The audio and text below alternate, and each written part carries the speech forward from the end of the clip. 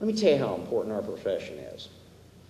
If you were to ask me today, remember I said I was going to begin my talk with that picture of the Opera House, and I was going to end with something else that happened? Let me tell you what happened. If you were to ask me a few years back what was my most prized possession, I would say, I've got a 12-cylinder 600 SL that I got off Brook that I love. If you'd have asked me not too many years ago, I'd have said it was my J3 Cup. I love that little airplane. You know what my best possession is today? You're not going to believe this. And it's a direct result of our industry. Swear to you with all my heart, this is my most prized possession on the planet. And I've had a lot of neat stuff. Here's how it happened. And I'm going to show it to you.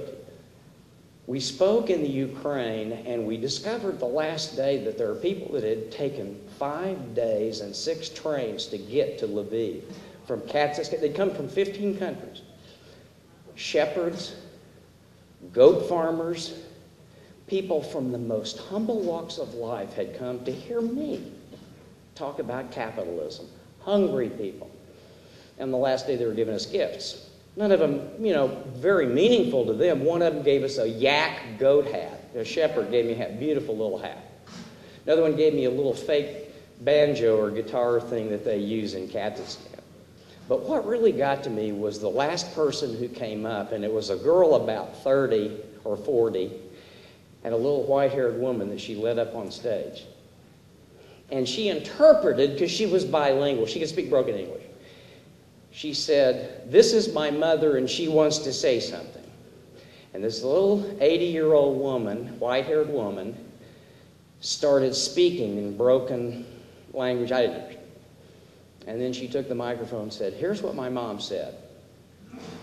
My mom is a goat farmer from Kazakhstan who grew up without never had electricity. She was blind from birth. She milks goats, and she has a dirt floor hut. And she went through 5 trains and 6 months' income to buy the tickets to come hear you speak. And she wants you to know that she doesn't have anything like a fancy hat to give you. But you're the first person who ever told her she was somebody important.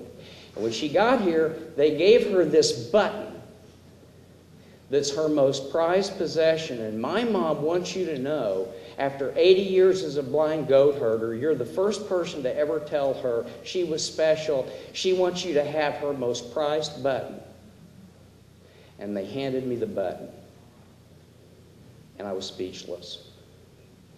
Because I thought, here we are halfway around the world, and a little goat farmer who's never been told you can be somebody would so emotionally react to a simple statement, "You're special," that she'd give me the one thing in her life she couldn't even see because she was blind but was convinced was valuable. This is the most valuable profession, the most valuable possession I own. And it's because of the magic of the industry we're in.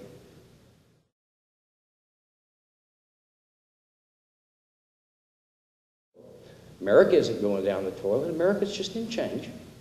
Culturally, there are always changes and shifts and ebbs and flows. That's the way culture works. But we're in the best position to take advantage because of the profession.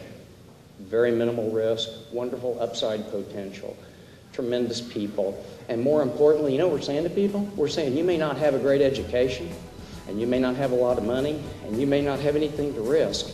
But if you'll take my hand and work with me, I'll show you how to rise to your full potential, and you are special. And that resonates with people at a time when they need that message the most.